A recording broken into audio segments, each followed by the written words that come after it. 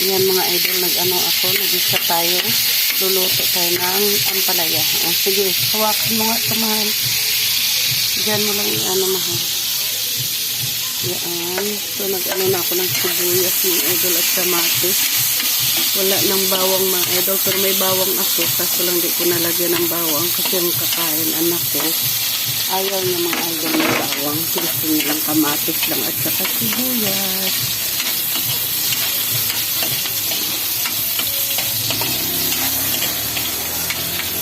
Yan mga idol. So, ihulog ko na ito mga idol ang ating ampalaya. Yan mga idol. Yan ang ulam ng ating tinapos ngayon. Islog na binati na may sibuyas at kamatis. At saka ampalaya din na may ginisa sa kamatis at saka sibuyas na may islog. Yan ang ulam ng ating anak. Diba mga idol? Healthy. Paborito to ng anak ko mga idol. Kasi sabi daw ng teacher nila, dati hindi siya kumakain ng ganito, ngayon kumakain na. Kasi sabi daw ng teacher nila, maganda daw to, healthy daw. Oo nga din naman. Healthy nga to sa katawan ng tao. Ayan, palutuin pa muna natin mga idol bago natin ilagay ang itlog.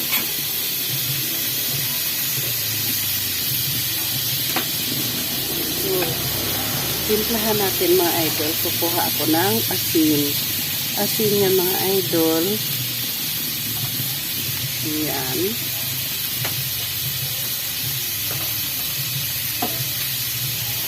At saka lagyan natin mga idol ng seasoning. Lagyan ng seasoning mga idol. Pag gusto kayo mga idol kung anong seasoning ang ilagay nyo. Pag kayo'y magluto ng ganito.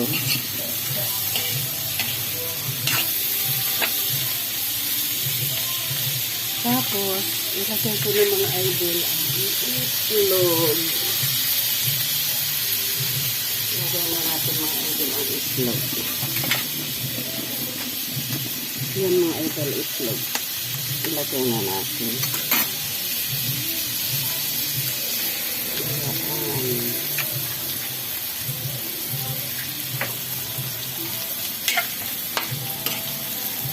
Basag ang idilaw ng itlog mga idol ni Ate Linda. Kaya Ate Linda gibakal ang itlog.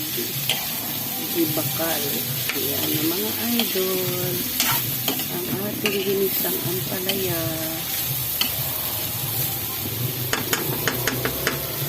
Yan na mga idol. Ginisan natin ang ampalaya.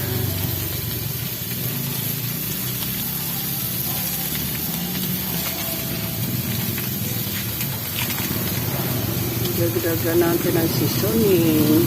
Kahit mula.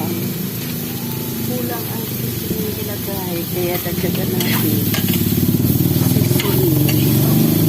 Yan mga idol. Ang ulam sa anak ko luto na.